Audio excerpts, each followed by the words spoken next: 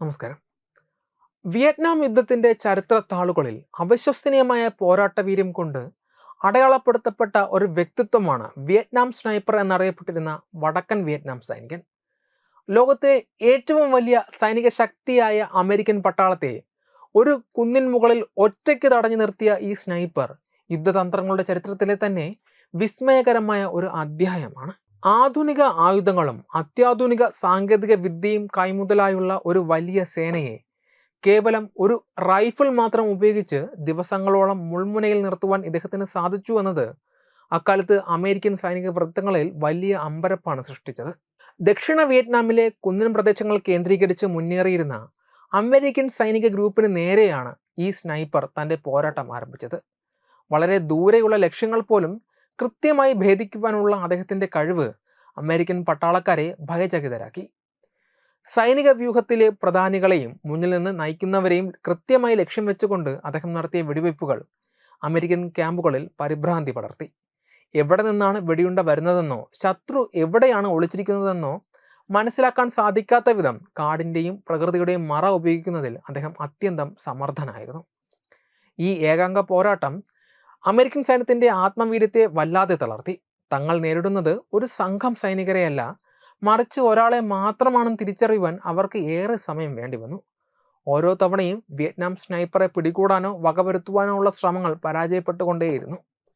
Sniper വെടിയുതിർക്കുന്ന സ്ഥലം കണ്ടെത്തി അവിടേക്ക് വലിയ തോതിലുള്ള പീരങ്കി ആക്രമണങ്ങളും വ്യോമാക്രമണങ്ങളും അമേരിക്കൻ സൈന്യം നടത്തിയെങ്കിലും അദ്ദേഹം അത്ഭുതകരമായി രക്ഷപ്പെടുകയും വീണ്ടും മറ്റൊരിടത്തു നിന്ന് പ്രത്യാക്രമണം നടത്തുകയും ചെയ്തുകൊണ്ടേയിരുന്നു.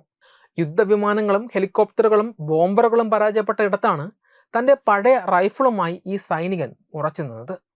എന്നാൽ ഈ പോരാളി ഒരു സ്ത്രീയായിരുന്നുവെന്നും വാദിക്കുന്നവരുണ്ട്. ഈ സ്ത്രീ പോരാളി അമേരിക്കൻ സൈനികരെ ക്രൂരമായി പീഡിപ്പിക്കുകയും അവരെ നിഷ്കരുണം വധിക്കുകയും ചെയ്തിരുന്നുവെന്നും പറയപ്പെടുന്നു. ഈ സ്നൈപ്പറെ നേരിടുവാൻ നിയോഗിക്കപ്പെടുന്നത് അമേരിക്കയുടെ ഇതിഹാസ സ്നൈപ്പർ എന്ന് വിശേഷിക്കപ്പെടുന്ന കാർലോസ് ഹാത്കോക്ക് ആയിരുന്നു. ഇരുവരും തമ്മിൽ നടന്നതായി പറയപ്പെടുന്ന പോരാട്ടം യുദ്ധചരിത്രത്തിലെ ഏറ്റവും പ്രസിദ്ധമായ സ്നൈപ്പർ ദ്വന്ദ്വ യുദ്ധമായി ഇന്നും ലോകം ചർച്ച ചെയ്യുന്നുണ്ട്. ഹാത്കോക്കിൻ്റെ വിവരണങ്ങൾ പ്രകാരം അപ്പാച്ചെ കേവലം ഒരു സ്നൈപ്പർ മാത്രമായിരുന്നില്ല, മറിച്ച് അമേരിക്കൻ പട്ടാളക്കാരെ ജീവനോടെ പിടികൂടി അതിക്രൂരമായ രീതിയിൽ ചോദ്യം ചെയ്യുകയും പീഡിപ്പിക്കുകയും ചെയ്തിരുന്ന ഒരു ഭീകര രൂപമായിരുന്നു. കാർലോസ് ഹാത്കോക്ക് തൻ്റെ സ്മരണകളിൽ വിവരിക്കുന്നത് അനുസരിച്ച് അപ്പാച്ചെയും ഹാത്കോക്കും തമ്മിലുള്ള ഏറ്റുമുട്ടൽ ശ്വാസം അടക്കിപ്പിടിച്ചിട്ടുള്ള ഒന്നായിരുന്നു. തങ്ങളെ വേട്ടയാടുന്ന സ്നൈപ്പറെ കണ്ടെത്തുവാൻ ദിവസങ്ങളോളം ഹാത്കോക്ക് കാത്തിരുന്നു. ഒടുവിൽ നടന്ന പോരാട്ടത്തിൽ ശത്രുവിൻ്റെ തോക്കിലെ സ്കോപ്പിലൂടെ വെടിയുണ്ട പായിച്ച് അപ്പാച്ചയെ വധിച്ചുവെന്നാണ് ഹാത്കോക്ക് അവകാശപ്പെടുന്നത്. ഇത് ലോകചരിത്രത്തിലെ തന്നെ ഏറ്റവും അവിശ്വസനീയമായ ഒരു കൃത്യമായി വാഴ്ത്തപ്പെടുന്നു.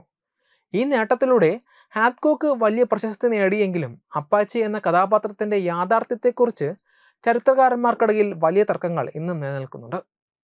അപ്പാച്ചെ എന്ന പോരാളി യഥാർത്ഥത്തിൽ ജീവിച്ചിരുന്ന ഒരു വ്യക്തിയാണോ അതോ അമേരിക്കൻ സൈനികർക്കിടയിൽ പ്രചരിച്ചിരുന്ന ഒരു മിത്ത് മാത്രമാണോ എന്ന കാര്യത്തിൽ ഇന്നും വ്യക്തത കൈവന്നിട്ടില്ല.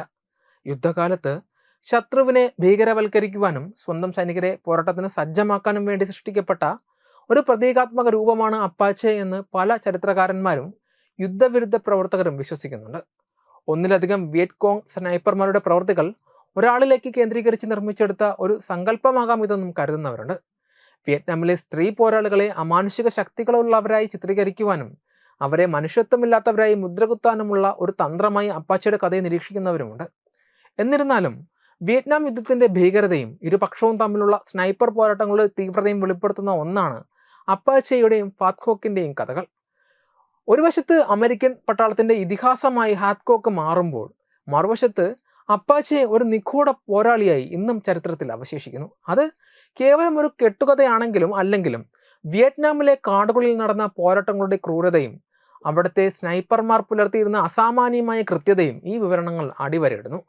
യുദ്ധത്തിൻ്റെ ഭീകരമുഖം വ്യക്തമാക്കുന്ന ഇത്തരം കഥകൾ ഇന്നും വായനക്കാരെ ആകർഷിക്കുകയും യുദ്ധത്തിൻ്റെ ധാർമ്മികതയെക്കുറിച്ച് ചിന്തിക്കുവാൻ പ്രേരിപ്പിക്കുകയും ചെയ്യുന്നു. Web desk Tatwamayi TV.